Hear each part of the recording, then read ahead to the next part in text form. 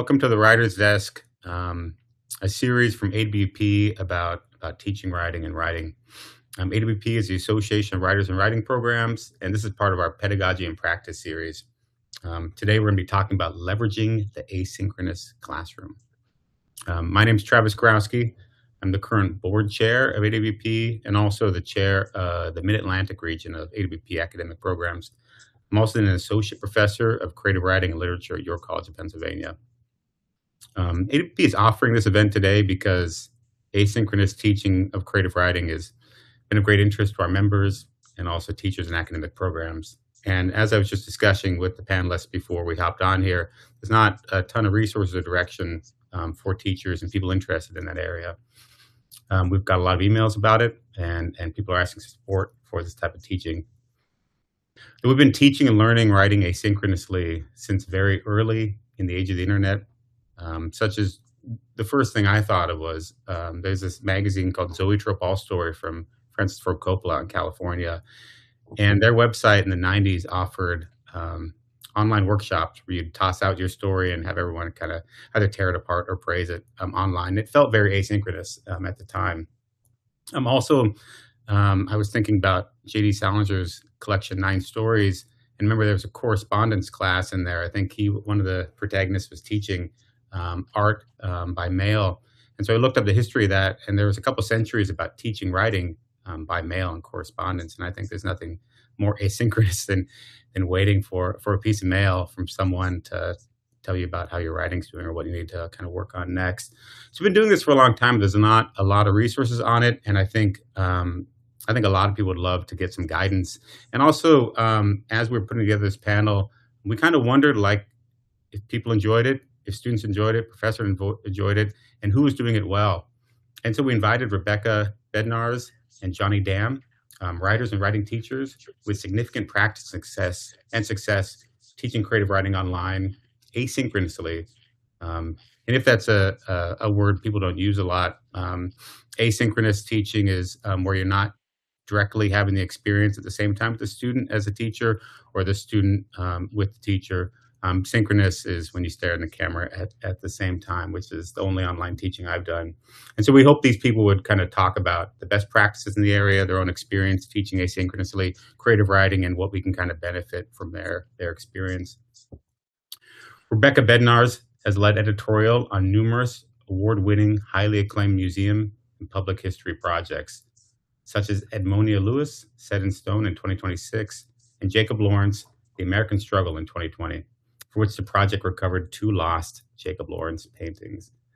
Her chapbook, Camera Obscura, was selected by Carmen Jimenez, executive director now of Grey Wolf Press and former board member of AWP, and published by Naomi Press, which Carmen started. Her poems have appeared in Three Penny Review, Perry Schooner, Double Take. Rebecca is a visiting professor at Fitchburg State University, where she teaches graduate courses in creative writing, pedagogy, criticism, and creative practice. She holds an MFA in creative writing from Purdue and an EDM in teaching and learning from Harvard. She serves on the Access Advisory Council of the Arlington Center for the Arts and lives outside Boston with her husband and son. Thanks for joining us, Rebecca. Thank you. Other panelists, Johnny Damm is artist and writer of the acclaimed, and I wasn't familiar with the work before, Johnny. Just an aside, everybody. I was looking at to prepare for this panel, and it was really, really exciting stuff. So I hope people not only check out Rebecca's poems, which I did read a few of as well, Rebecca, but Johnny's really interesting graphic novels. Artist and writer of the acclaimed graphic novels Failure, Biographies, and The Science of Things Familiar, both published by the Operating System. Also, I'm a Cop, real-life horror comics, which has been featured in the Washington Post, Boing Boing, and In These Times, and was named in Comics Journal's Best Comics of the Year. His latest comic is Technocrat Tales, the real-life sci-fi horror of Silicon Valley. His comics, prose, and visual poetry have appeared in Guernica Poetry, The Offing, and elsewhere. He lives in Santa Cruz and teaches in the English department at San Jose State University. Thanks for joining us, Johnny. Sorry. Good to be here. All right. I thought we could just start off, like I'd mentioned earlier, with just kind of a brief kind of background of your experience teaching creative writing. Can you share a bit about your history of teaching creative writing online and off, and why you moved asynchronously teaching creative writing? Were you forced, or was it something that was of interest to you? And Rebecca, I thought maybe we could start with you.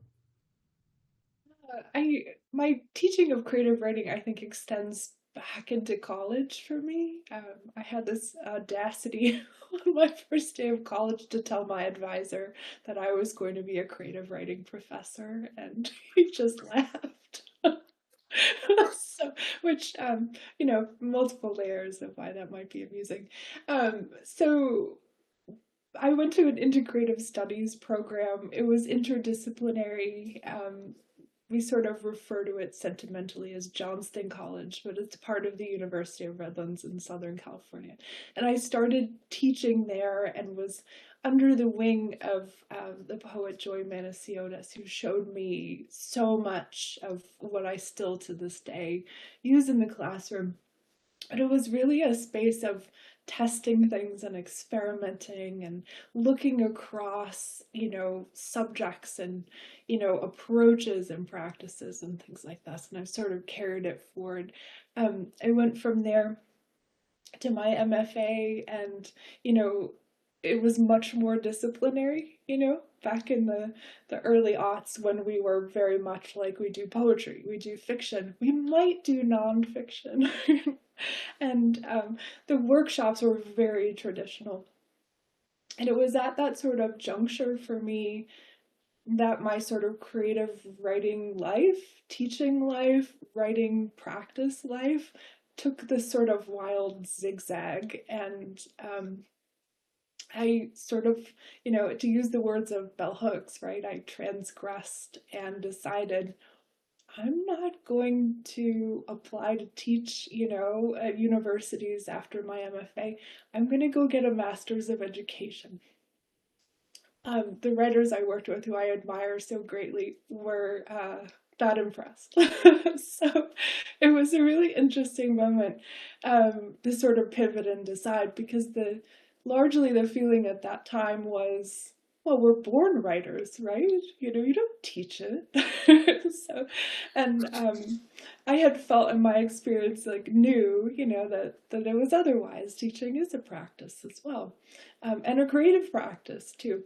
And so I went on and did a pretty deep study of teaching and learning, worked with education researchers, and had the luck of, also transgressing there too, because I got to work briefly with Jory Graham, which was remarkable. And she too was an incredible teacher.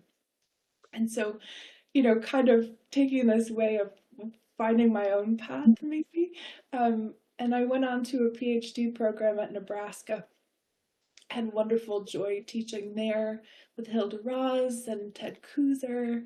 And I found, though, about halfway through that maybe being a full-time professor wasn't for me. Also, the economy wasn't great. So I thought, I'm going to zigzag again, and I'm not going to finish. I'm going to go be an editor for a while. So I've edited across different fields, military history. I worked for a major lab for a while, and now I'm at an arts and culture museum, which is really enlivening in its way as well. And luckily, full circle, the one thing I missed walking away from sort of taking that full-time creative writing teacher role was I missed teaching. So just 2 years ago, post-pandemic, was really lucky to find this visiting lecturer position with Fitchburg State in their writing certificate program. I teach fully asynchronously in their grad program, a range of classes that are, in their way, interdisciplinary, but all rooted in creative writing as well. And it's been a lot of fun and given back so much as I feel I've been able to give. It's really interesting that the asynchronous space is what gave you more opportunity to get back into teaching that you loved. Yes. Yeah. Cool. Thanks, Rebecca. I don't know, Johnny, would you mind hopping in there and telling us your history? And it's interesting, we're all West Coast people. I didn't realize this, Rebecca. I studied in Southern Oregon. You're now in Southern California, or you studied in Southern California, Rebecca, and Johnny, you're in Santa Cruz. Yeah. I mean, I certainly never planned to teach online. I've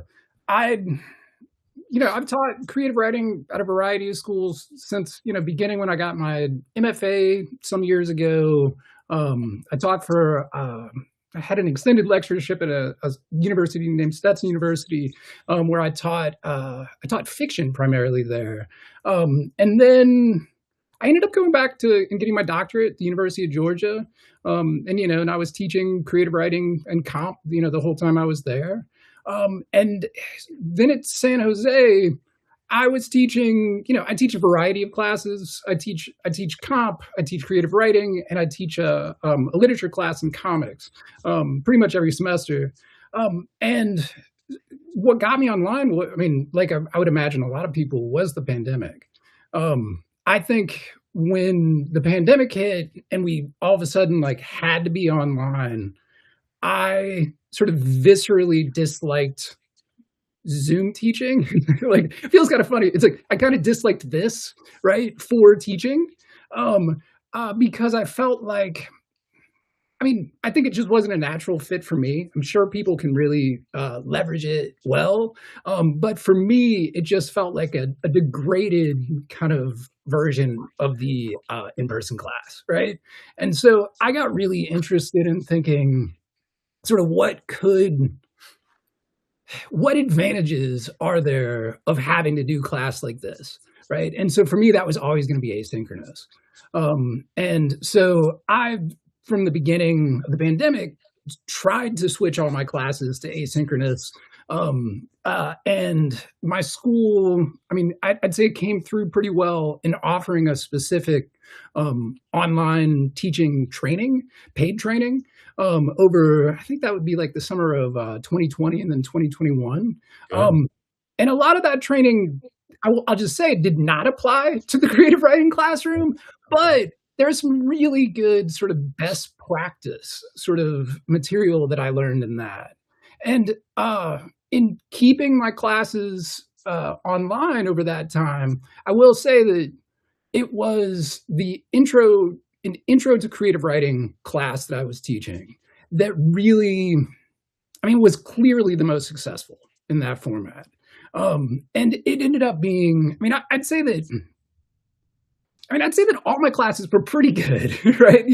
Considering, but that class, the students just immediately responded really positively to. And then when my department required us to initially go back to, we had to teach synchronous, and then in getting then back in person, that class I was allowed to continue to teach asynchronously.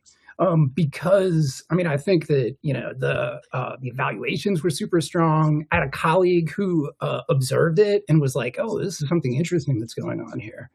And I think in practice, I've been teaching that particular class, Intro to Creative Writing, in this format every semester since. And it is my most popular class. Like, I'm just going to say, like, it is, I mean, it's almost embarrassing to say, but the version of this I teach online asynchronously is unquestionably better than what I was teaching beforehand. And so because of that, I mean, my department ended up asking me to design another asynchronous online class, and I branched out into it a little bit more. But I teach in person and online, so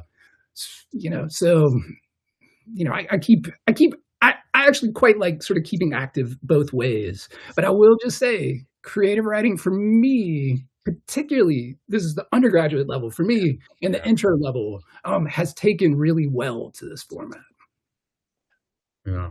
Okay. Yeah, that makes a lot of sense. Yeah, I've had a similar experience kind of moving on to synchronous. And I love that, Johnny, you pointed out just the misery of these spaces just like this. I'm really glad you guys are here. I mean, I love talking with you. Appreciate learning from you guys about asynchronous teaching, and just meeting you both in person has been wonderful. But the in-person nature is through this kind of two-dimensional space as we stare at each other and trying to look at our own picture, right? So I thought I might jump ahead past some of my less charming and more quirky questions. Kind of what Johnny was just talking about, like what works right online, like especially you're like, yeah, this one actually worked worked so well. They said all your other classes have to move synchronously, but this one can stay asynchronously. Rebecca, I don't know if you have that similar experience in some of your courses, but I was wondering, like, what seemed perhaps, so we'll get to the frictions too, and we'll get to the AI question later, but what seems perhaps educationally kind of work better or stronger? Like the stuff Johnny was just talking about in asynchronous environments, what you've noticed that you might not have thought originally, such as I put in my notes here. And again, this is me just synchronous teaching. I've never taught asynchronous creative writing or I think anything. When we moved synchronously online for creative writing at the beginning of the pandemic, which is a lot of our introduction to this modality, um, I'd always struggled getting students to, more and more over the years, I think, kind of give feedback and workshop, this traditional kind of workshop model. That was just something maybe I was doing wrong or something that they weren't getting about the modality of the workshop that I couldn't quite communicate to them or something. But I realized when we all got shoved online during COVID, really early in COVID, and I had to open up discussion boards instead, where they could just type their answers into the discussion boards, like suddenly their workshop responses were enthusiastic and passionate and detailed in a way that they weren't, like it was there, but the language came out if they could type it alone about themselves. But if they had to say it orally in front of me and all of us in this uncomfortable space, often without windows, it wasn't happening. So what is there anything similar you've noticed, and Rebecca, we'll bounce it back to you, that in the asynchronous space, you're like, this is actually kind of amazing for this space, as opposed to just it allows you to teach from this kind of beautiful home you're at or something like this. Like, what about the students or the pedagogical experience for asynchronous that someone who hasn't done it might not realize, hey, there's some real benefit here for teaching? It's been so interesting because I sort of first set a toe into the asynchronous teaching creative writing pedagogies. That was the name of the class. And it turned out that it worked really well because it was a summer course, and who, of course, is taking our summer courses at the grad level? Teachers. So I had kind of an asynchronous room full of K through 12 teachers and staff in the public schools. Librarians in the colleges, too, were also signing up. It was a fascinating group when I first launched in. This was 2 years ago. And I'd kind of come to the course having seen, maybe this comes from being a parent too, how my teenage son had handled the pandemic and all the different ways different schools and programs were handling this, and step back from that, just observing, along the way and listening to the discourse as I went. And I was not sure at all how this was going to go.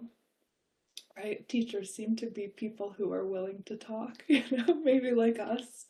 And I set up the syllabus really clearly. I was thinking about it in terms of all this sort of creativity research that we have, right? That maybe comes up behind creative writing, but the arts in general, where creativity comes about because we have some bounds on something, right? And then we also know writing as a cycle. And so I thought about how I could layer that in week by week. So these are short classes too. I think they're about 5 or 6 weeks, sometimes less. And so every week we had discussion board, but then I created sort of a cycle across the class where every week they were building up to that sort of final, if you want to call it a project or, a piece of writing that they were working on. And just sort of layering in as we would, almost in a longer semester, lengthier semester long class, trying things out in a way where, okay, we're going to get to know each other first and attune to each other. Who are these people who I cannot see other than by name, right? And that, like you said, Travis, that amazing sort of epistolary relationship that you get in these classes, right? Love letters. Right? Discussion board and emails and things like that. So to start off and set it up where they started with an assignment where they were getting to say who they were and, sort of create their own presence, right? So we talked about these are my various classes, but like the choreographer Twyla Tharp has these creative questions, so I had them interview themselves, right? In another class, I asked them to talk about what their writing studio was like, the description of where they were, so we could see them in a place. Or another one, I had them go out and write a portrait of an experience. Right, so it was all sort of presencing, and then we could try to, get a glimpse into their world.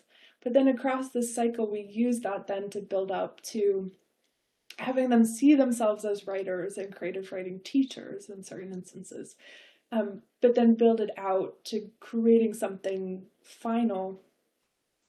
In the midst of this cycle, I sort of handled workshop in a couple ways with the discussion board. We would use Liz Lorman's critical response process, if you've heard of that. It's like an alternative maybe to traditional creative writing. And it's very structured. It has this back and forth, and it's sort of predisposed to looking out for other people, which is helpful. So I would have them do that with a partner, record it, share it. And that was also sort of a teacher observation. But then we would also respond to their projects too, using it as a group, and it was really useful. So I've been testing those sort of ways in over, gosh, I think I've got 3 different classes I'm doing now.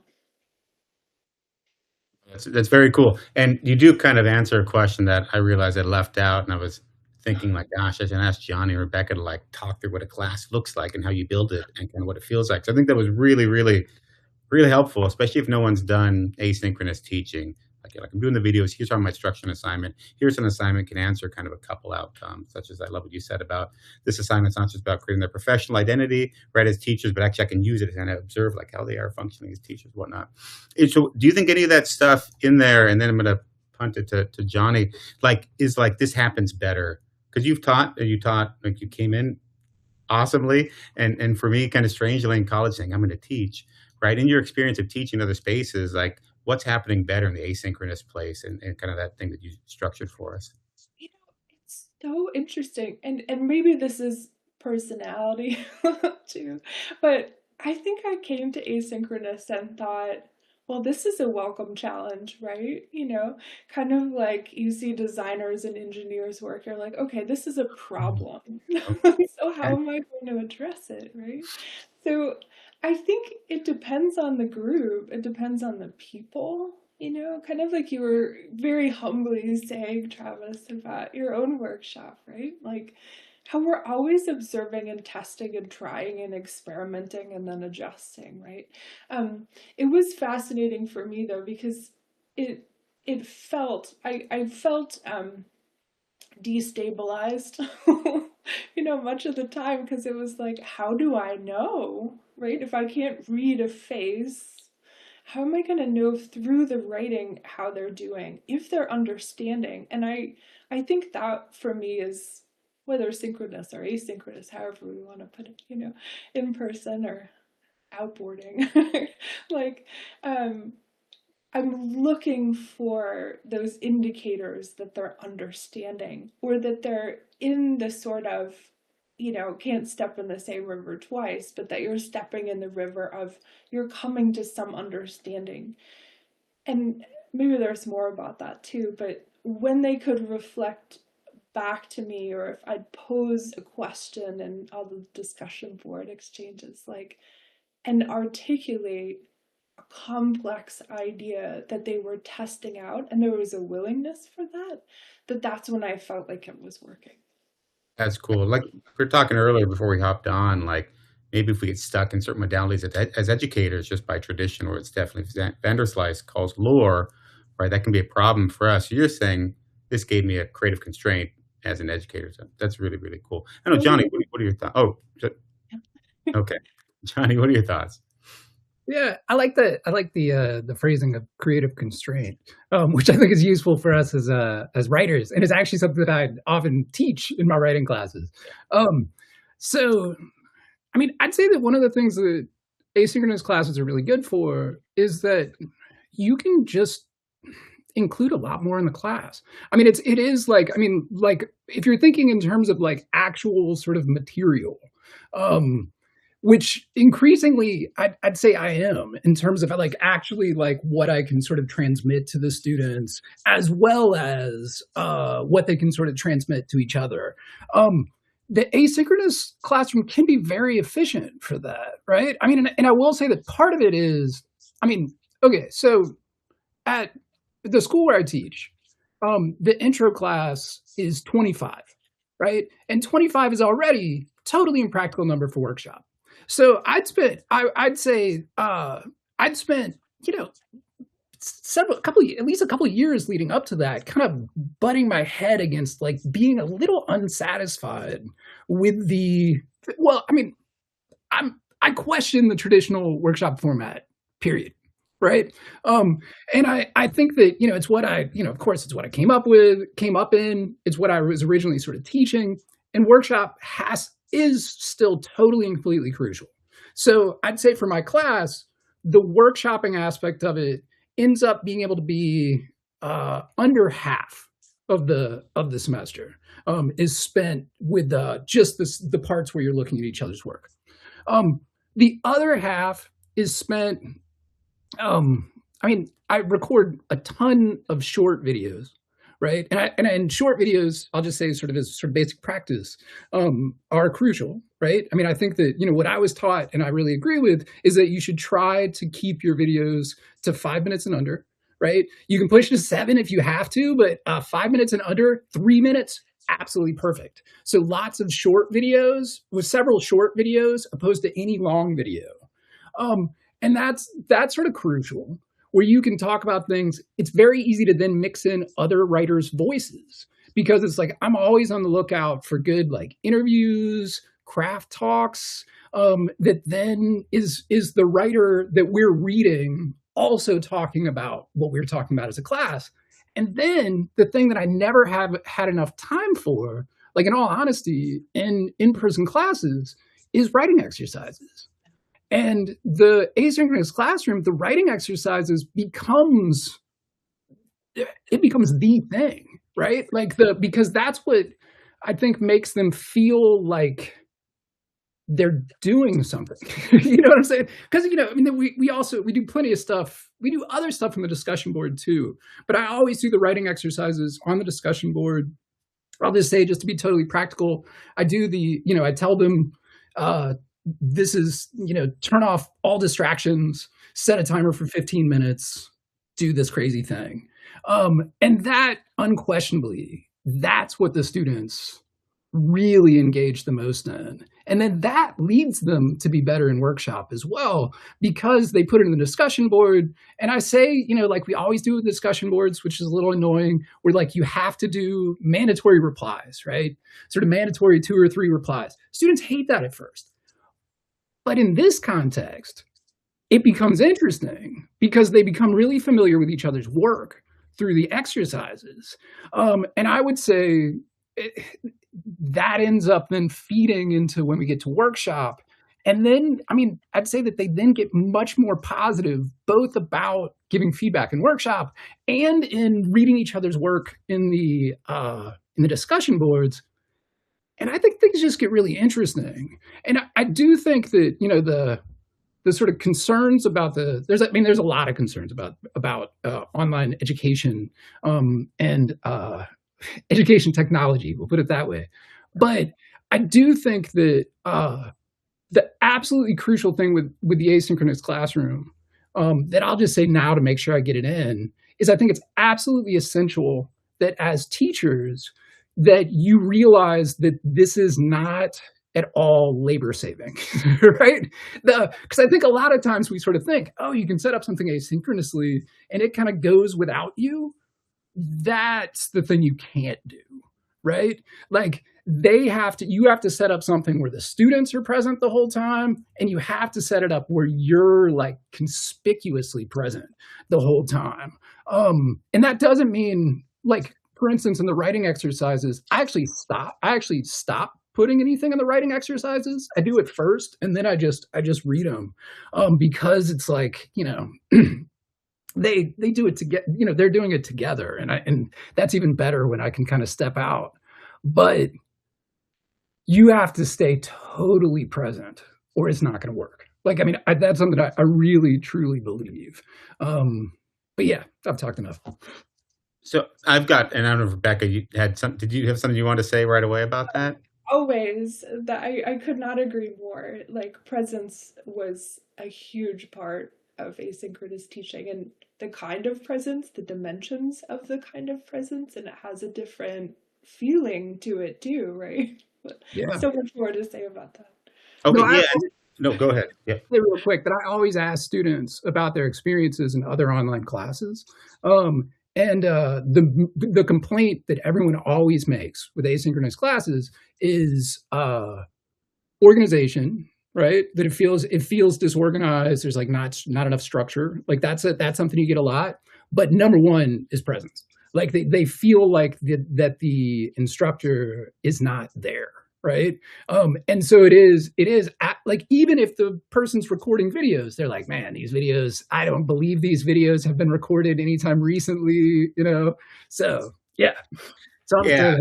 No, that's a really good point. And I think, and John, you brought up earlier, like you got some education and it sounds great. Your institution paid for that, right? To kind of learn best practices in online or technology teaching, even if it didn't necessarily apply to your creative writing. It seems like some of that benefited you and stuff you also then learned on your own. Like these are important things. Because like before we leave, I do want to get to kind of something Johnny already brought up, which is like concerns, right? Things that are issues. And one thing that I think a lot of us kind of worry about, and Johnny, your classes sound a lot like our classes were at 24 for introduction to creative writing. Like we've also, and I was nodding along with you, Rebecca, when you brought up the critical response process. We've also shifted away from workshops in a lot of places. And there's a lot of other ways you can kind of engage students in writing.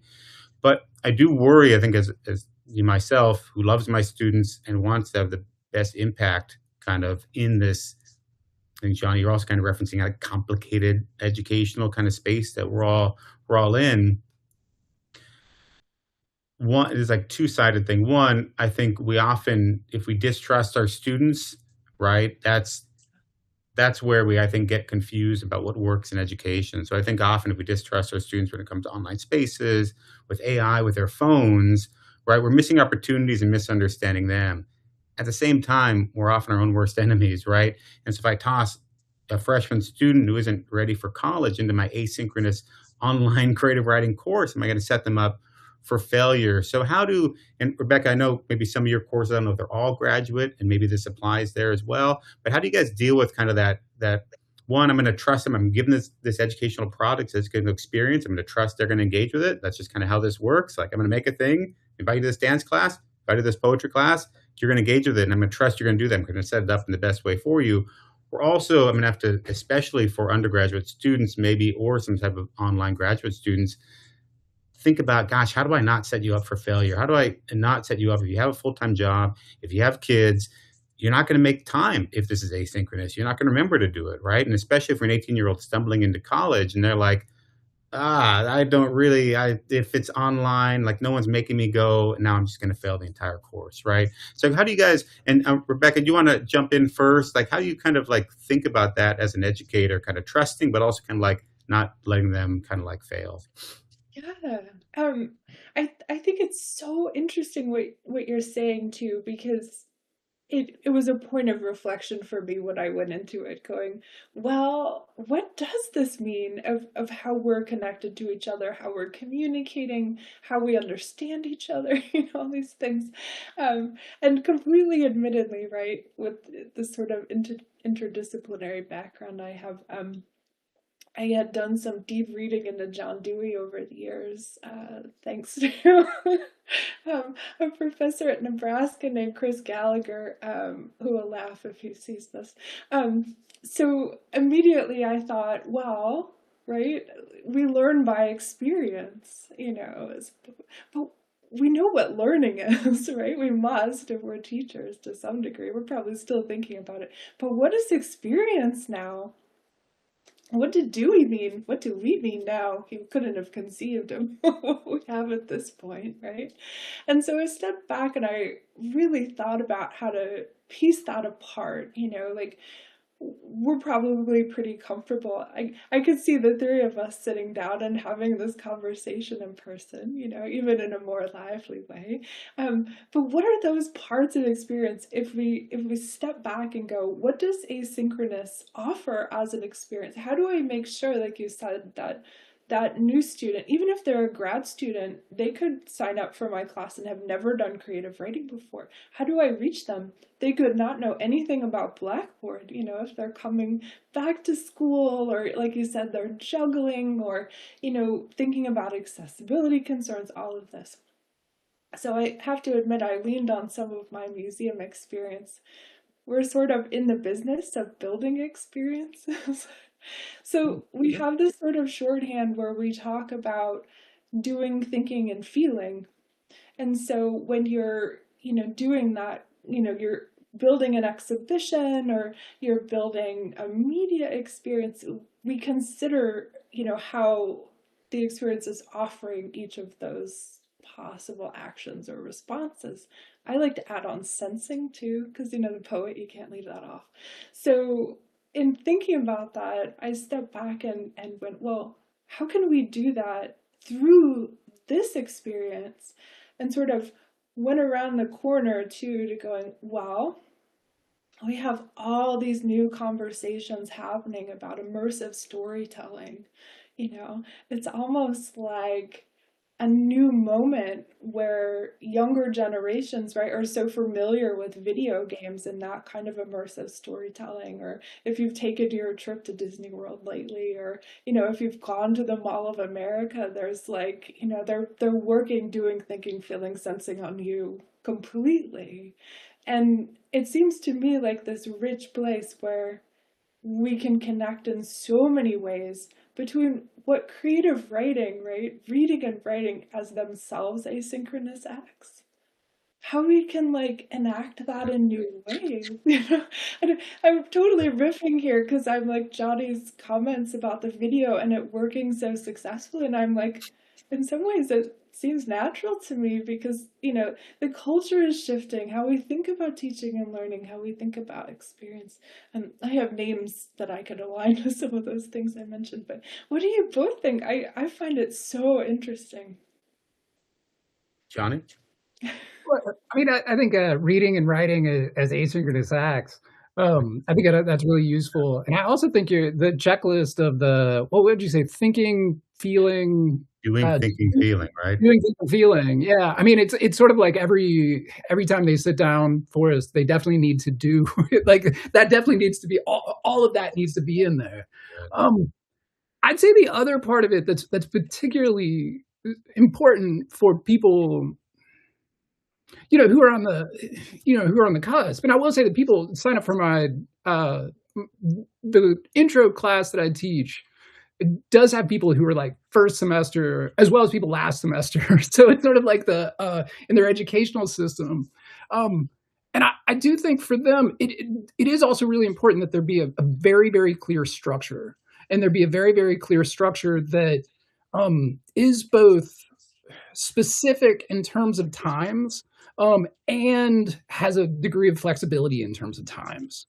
So because it's like, this is something that I'm a little opinionated about compared to some of my colleagues who are like, you set the whole thing up like a video game, and then it's sort of like they can find their own journey through, and then the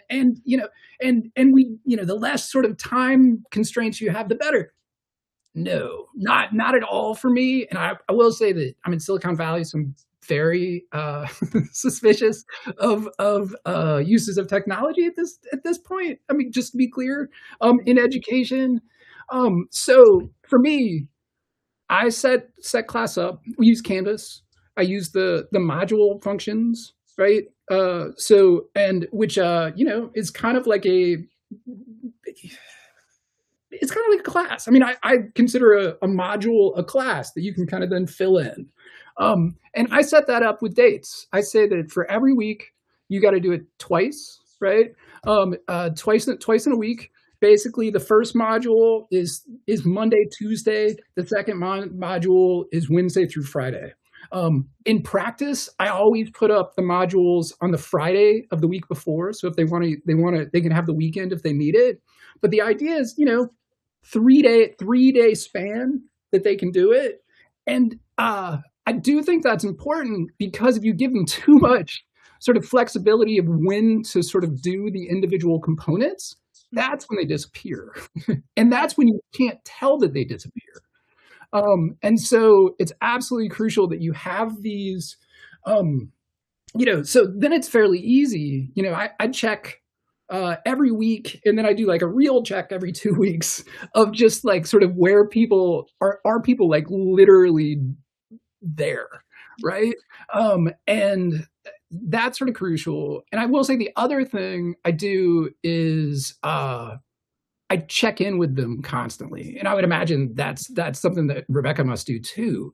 I mean, I literally have it set up that 3 points in the semester, I literally, it's actually right before they turn in their next big piece, I just have something set up as like a quiz that I say, hey, is there anything you want to tell me about that's going on outside of class? How are things going in class? Is there anything you're having trouble with? Is there anything you want me to change? And that really has been important for them. And it also gives me a very clear idea of how they're doing. And it actually, I will say that they respond to that outside of class question, that people will tell me things that they would never tell me in person about the things that are going on, which is really useful for me to know as a teacher. Like when, there's like terrible, family emergencies and stuff, that a lot of times, they'll just let go. And not sort of communicate and shut down. I know I'm hearing that stuff. So clear structure, ways to check in. And I would say in clear structure, you really do need to have clear dates set, because that's the way, the student who has trouble,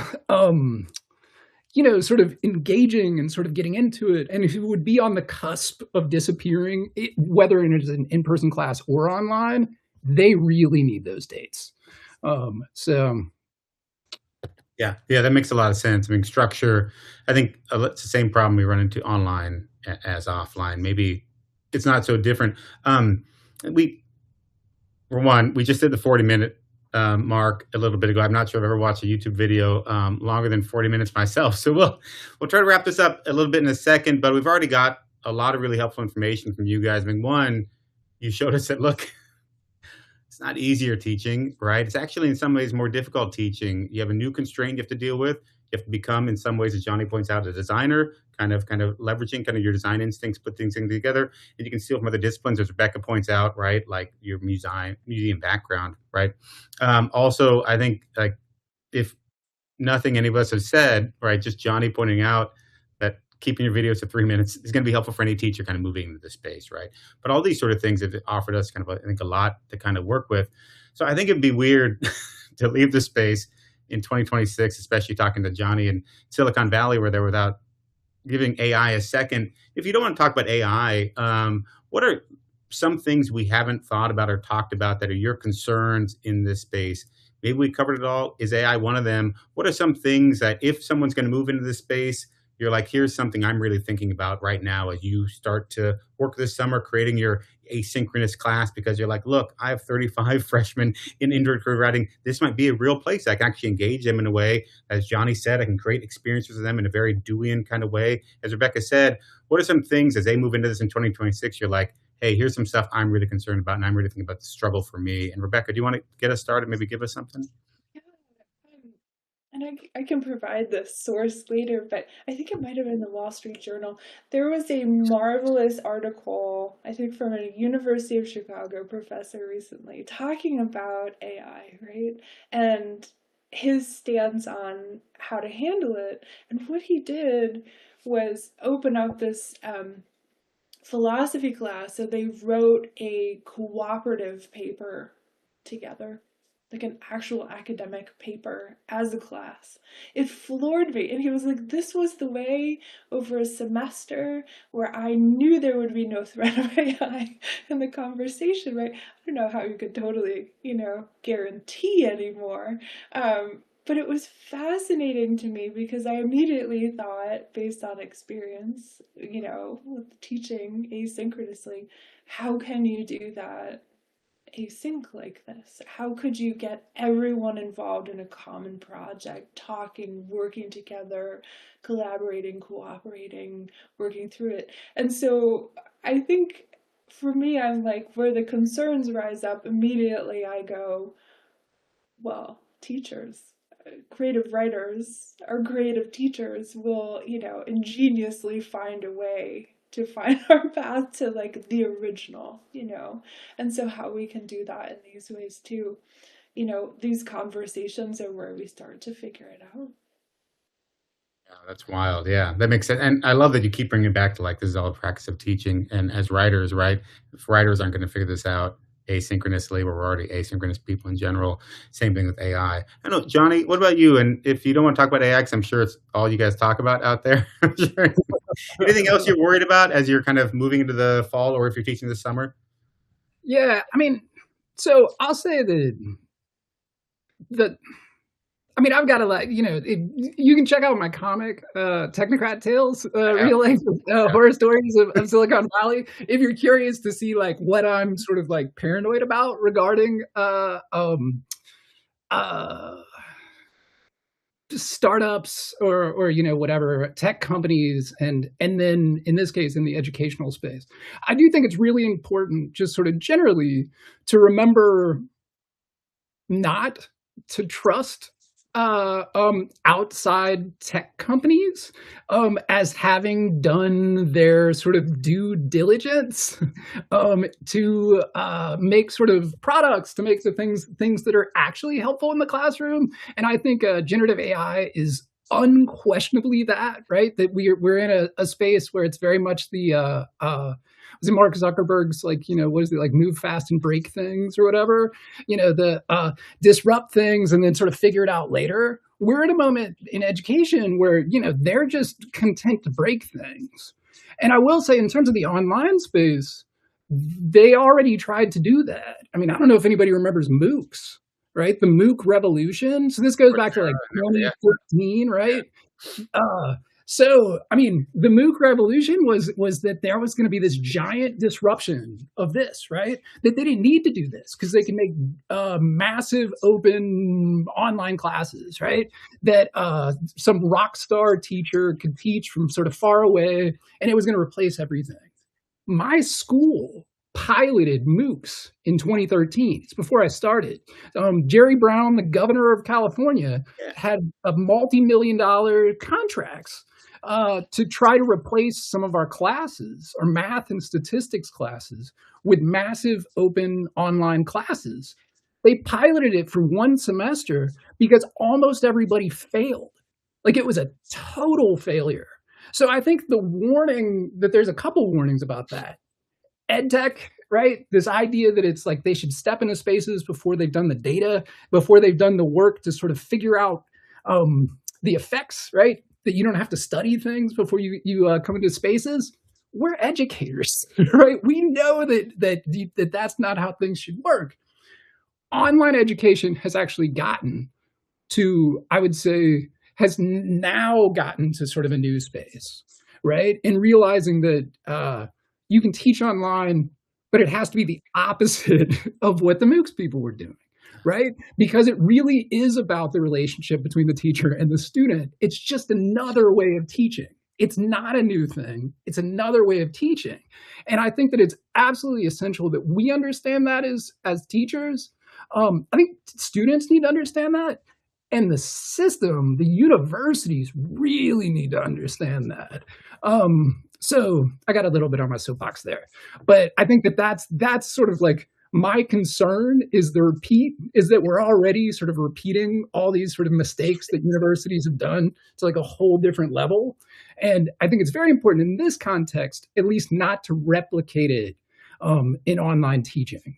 And I think that maybe we're like far enough along in the process that finally we're doing it well. And, that's that sort of shows it takes time, it takes study, it takes experimentation. It can't just be rushed into it and told that it's going to change and break everything. Yeah, I think Rebecca will agree with me. It was a good soapbox, Johnny. Okay. And I think it's a really good place to kind of leave us at. And you guys are two, like, I think, extremely good examples of this, right? If we're going to do anything, it's going to take time to kind of learn how to do well as a culture, right? That thing that is now being sold back to us by these lovely companies, right? And I think that what I've learned kind of through this discussion with you guys is that asynchronous teaching of creative writing is one, it's a lot like writing, right? But two, it's just something that if you're a teacher who loves your students and wants them to learn, it's something you're going to put a lot of work into, and it's not going to be that different. There's a different space that different than any other kind of teaching you do. Lillian von Bertram, when I asked her, she's a great poet and educator here from Baltimore area, right, about the AI question, she's like, look, I don't think too much about it. I love and respect my students. I hold them to high standards. And that's kind of the mode I've always taken in this, which I think reflects a lot of kind of Johnny's thoughts about the technology as well. I really appreciate you guys talking to us. I think there's a lot like we can take away from this discussion that would help us decide whether or not we want to move into our asynchronous space with creative writing. And there's a lot that we can build on from what kind of you've given us in your own kind of knowledge and education in these spaces.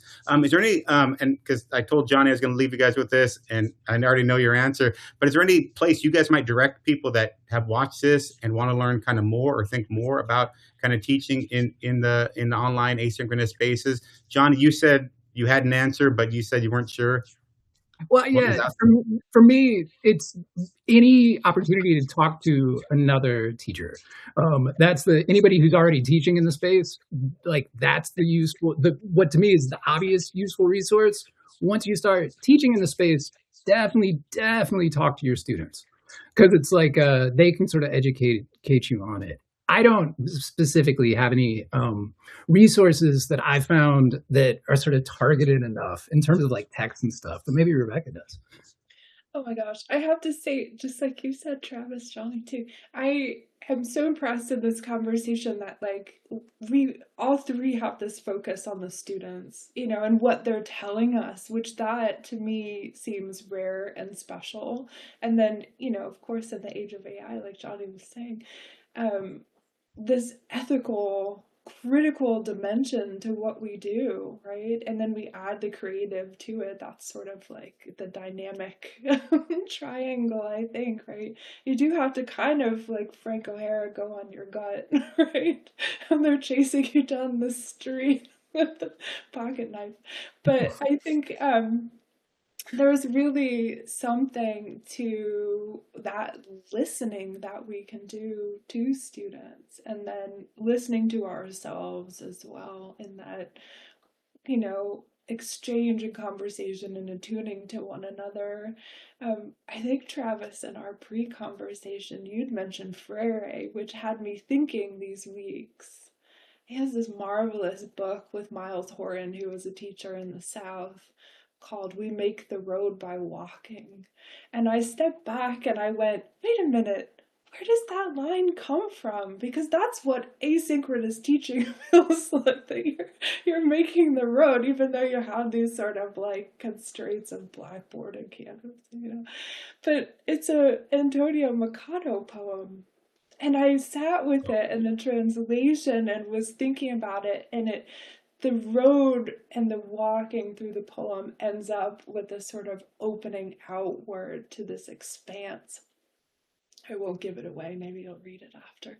But it really is, like, I think we have an opportunity when we transgress, but listen and, take agency with students as we do this. That's beautiful. Thanks, Rebecca. We make the road by walking. Thanks, Johnny, as well. I really appreciate your time, guys, and all that you've offered from your own life and experience to kind of introduce us to, I think, this really engaging kind of mode of teaching that we can offer our students. Thanks for your time. I appreciate it.